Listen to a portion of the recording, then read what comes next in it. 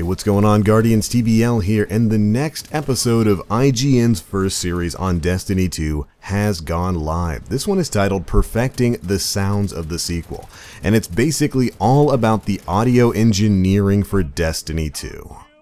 On today's video, we're hearing from Bungie's head of audio, Jay Wineland, as well as the musical director and composer, Sky Lewin.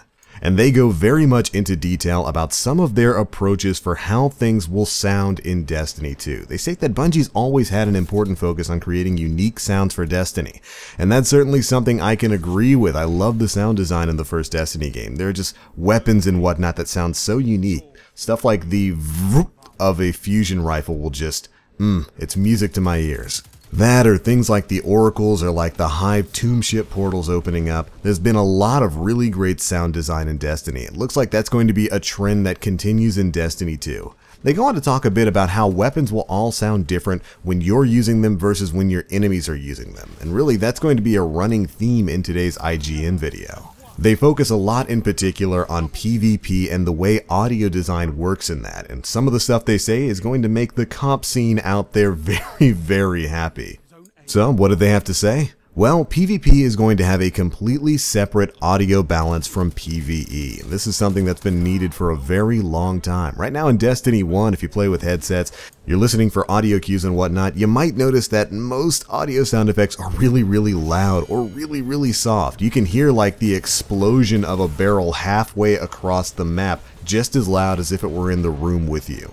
And it looks like that's going to be directly addressed with audio balancing in PvP in Destiny 2. They went on to state that enemy actions will now always be louder than team actions, allowing you to strategize better based on sound. But the Crucible wasn't all they talked about today. We got to hear a little bit about their philosophy for sound design in PvE and especially in story moments.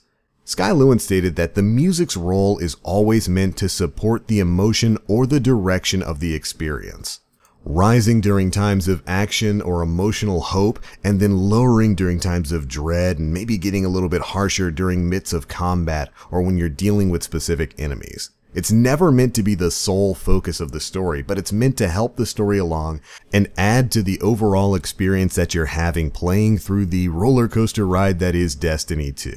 But hey, if you're missing some of those classic tunes from Destiny 1, you may not have to worry, as they go on to make the statement that certain melodies from Destiny 1 will be returning in Destiny 2, but there's going to be a lot of all new handcrafted music. And finally, they talked a bit about how certain locales, certain zones will have melodic themes that are of course tied to them. You may think of Nessus, one of the new world spaces in Destiny 2, is going to be a Vex world space, so it'll have a lot of Vex sounding music. And also, of course, we know certain enemy types have their own themes, stuff like the Cabal Stomp.